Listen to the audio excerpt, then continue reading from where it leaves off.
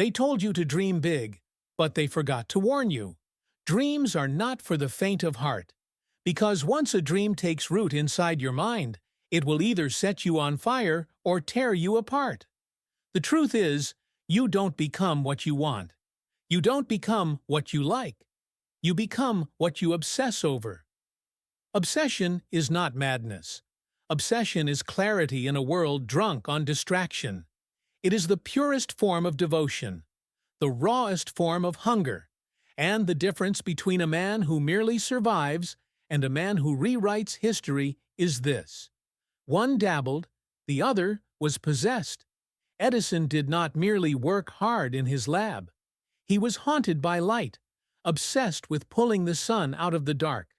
While the world slept, he stared through the fog of failure, 10,000 attempts deep, not as a man lost, but as a man who refused to let go of the one idea burning in his brain like wildfire. It can be done. You see, the world gives its rewards to those who cannot be stopped, not those who are interested, not those who try when it's convenient, but those who allow a single thought to dominate every cell of their body. Those who fall in love with the struggle, who romance the rejection, who kneel at the altar of their vision day after day and whisper, "I will not stop. I will not break. I will not be denied." What you obsess over becomes the architect of your identity. It molds your character in secret, chiseling away the pieces of you that were never meant to last. It teaches you what to ignore, what to sacrifice, what to suffer for. And one day, when the world tries to define you by your past, by your pain, by your losses, you'll stand in front of the mirror of your mind and say, "I am the sculptor now." Every great story begins not with action, but with obsession. Think of Disney, working long hours drawing cartoons no one wanted, broke, ridiculed, fired for lack of imagination. But he wasn't building for them. He was building for the vision in his head. And that vision obsessed him. It demanded his energy, his time, his soul. Because that's what dreams do when they're real. They possess you. And if you let them, they rebuild you from the inside out. This is the war no one talks about, the silent battle for your focus. Your mind is the most fertile soil on earth, and obsession is the seed. The question is, what are you planting? Doubt, envy, fear? Or are you feeding something greater, something wild, something divine, something unstoppable? You become what you think about all day. You become the thoughts you repeat when no one's watching, the inner monologue you allow when it's quiet, the fears you feed when you're tired, the goals you rehearse before you fall asleep. Success isn't a lightning strike. It's a slow-burning fire lit by a thought you refuse to let die. So many people want change, but few are willing to obsess over it. They want transformation, but keep treating their vision like a side project. They want freedom, but give their best hours to distraction. They say they're committed, but commitment without obsession is just wishful thinking in a nice suit. You don't rise by doing what's expected. You rise by becoming addicted to the pursuit of your potential. You rise by seeing your goals not as optional, but as oxygen. That's how Ford built an empire. Not through popularity, but through fixation. He wasn't obsessed with profit. He was obsessed with making a car for the common man. And that obsession broke the rules of his time. It shattered limitations. It changed the world. And now it's your turn. If you want to rise, you must become immune to the noise. You must build a mind so focused it's dangerous. Because the minute your mind starts locking in on one thing, the world starts shifting. It bends, it adapts, it obeys the rhythm of your will, but only if you're all in. Half measures produce half results. Average energy births average destiny. And there's no space in the future for the lukewarm. Your life bends toward your dominant thought. The question is, have you trained your mind to bend toward greatness, or have you let it default to chaos? Obsession gives birth to clarity, and clarity is the compass in the storm. Most people are lost not because they lack time, but because they lack obsession. They drift, they scroll, they hope. But hope without obsession is the slowest form of failure. It looks innocent. It feels safe, but it kills slowly. You must starve your distractions. Feed your focus. Study your mission like it's sacred text. You must become a student of your vision, a disciple of your destiny. Because when you get serious, when you become obsessed, life responds. Doors open, people appear. Energy floods your limbs at 3 a.m. Not because of caffeine, but because your soul is wide awake with purpose. You must decide now what kind of person you will be. Not tomorrow, not next week, not when it's easy. Now, because your future self is being built in this very moment, brick by brick, thought by thought. And the materials you choose are your obsessions. So I ask you, what do you think about when you're alone? What vision refuses to let you sleep? What future flashes in your mind like lightning and dares you to chase it? Because that's the path. That's the fire. And if you have the courage to feed it, to surrender to it fully, it will make you, or it will break you. But either way, you'll become what you were born to be. Don't you dare apologize for wanting something so badly it hurts.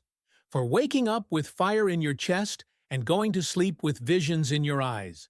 That's not obsession gone wrong.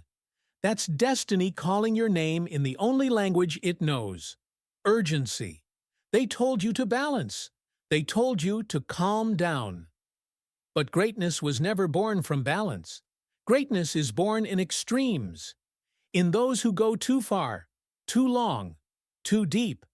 In those who abandon the mediocre middle and live at the edges of their own capacity.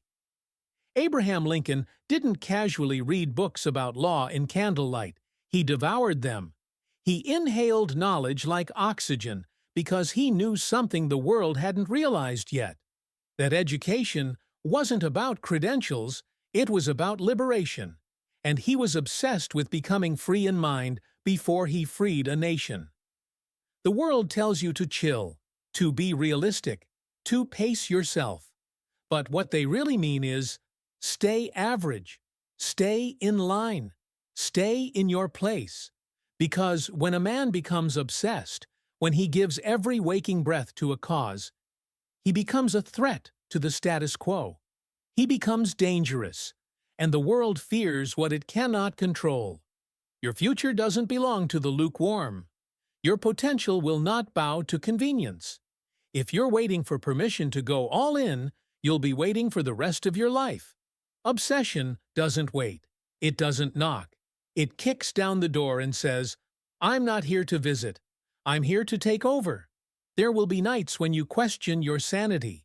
Days when the voice inside you whispers, it's too much. You're too tired. It's not working. And in those moments, you must remember this truth. You are not your feelings. You are your focus. Feelings are smoke. Focus is fire. And when you build your life around what you feel, you drift. But when you build your life around what you're obsessed with, you move mountains. Obsession is what gives you the stamina to keep striking the stone long after everyone else gave up. It's what lets you fall in love with repetition. Not because you enjoy the grind, but because every rep, every email, every setback, every sleepless night is another fingerprint pressed into the legacy you're building. They won't understand you, and they don't have to, because vision isn't a democracy. It wasn't handed out in a meeting or a vote. It was placed in you, alone, and that means the burden is yours, but so is the reward. Do you think Steve Jobs was obsessed with products? He was obsessed with possibility, with the intersection of technology and art, with the idea that tools could be beautiful, simple, and human. And that obsession led to a revolution not of machines, but of how we think. Your obsession will make people uncomfortable. Let it. They'll say you've changed. Let them talk. They'll say you've become too intense. Thank them. Because when you're obsessed with something real, something deep, something eternal, you don't just change your life. You challenge their excuses. You become a mirror. And that makes people squirm. Because if you can give everything to a cause, to a vision, to a mission, what does it say about their distractions? About the years they've wasted trying to please everyone but themselves? You don't owe anyone your comfort. You owe yourself your calling. So let them mock your obsession. Let them mislabel it. But you stay locked in. You stay focused. Because this isn't about a goal. This is about becoming the person who refuses to die with their gift still inside them. The world will tempt you with comfort, with validation, with 1,000 reasons to slow down. But obsession is not something you put on like a jacket when it's cold. It's a second skin. You either wear it every day or you don't wear it at all. And when you embrace it fully, when you let that obsession consume your thoughts, shape your habits, harden your will, something sacred happens. The line between who you are and who you're becoming begins to blur. And suddenly, you're not chasing the dream. You are the dream. Walking, talking, breathing. You are the dream. Walking, talking, breathing. But that only happens when your obsession becomes your nature, not your hobby. When it becomes your oxygen, not your option. When it's not something you do, but someone you are. Discipline becomes automatic when obsession takes root. You no longer have to force your will because your will is now fused to your identity. You don't have to talk yourself into it. You're already there. While others are still negotiating with their doubts, you've already laced up your boots and started walking. Why? Because your mission is no longer negotiable. That's the quiet shift that happens in the minds of the relentless.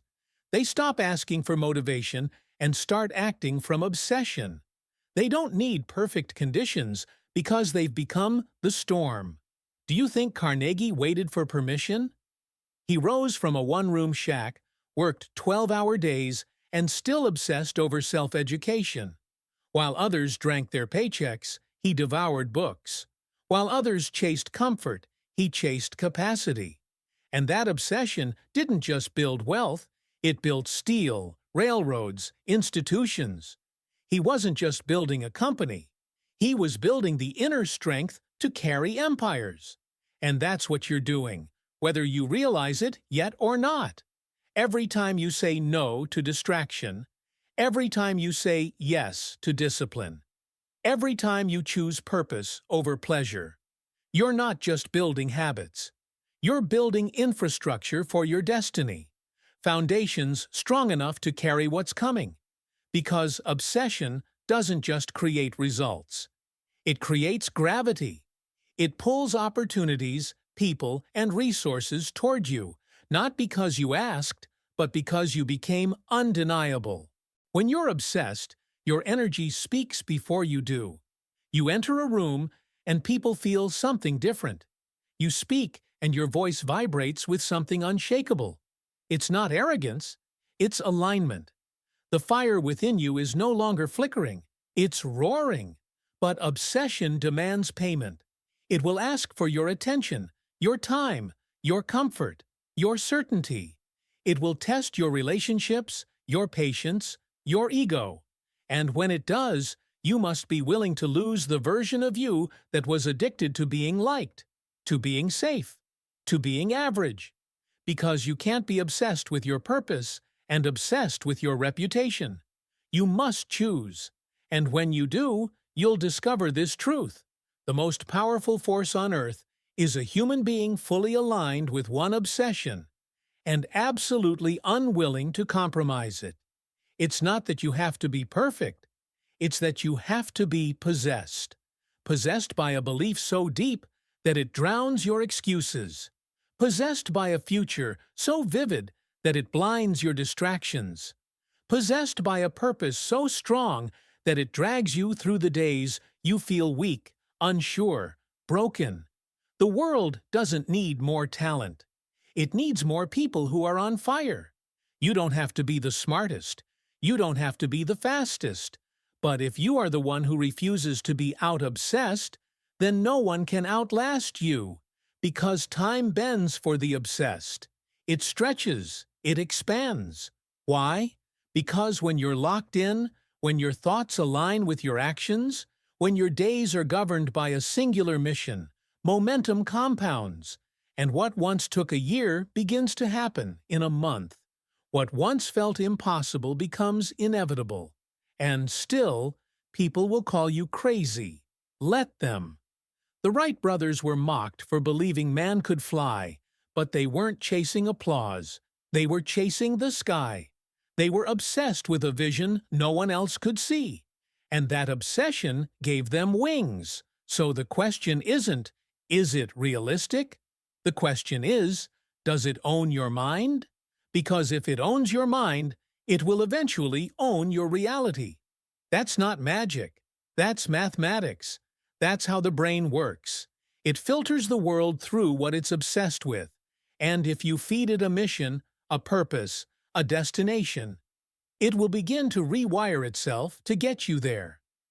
Neuroplasticity, the science of self-transformation. Your brain becomes what you tell it to pursue, and what you pursue long enough becomes who you are. That's why the stakes are so high. That's why this message matters. Because obsession is not just about success, it's about survival. Of the real you, of the soul buried under years of shoulds and maybes and not yets. It's about finally becoming the person you were created to be. Not because it's easy, but because you refuse to stay buried.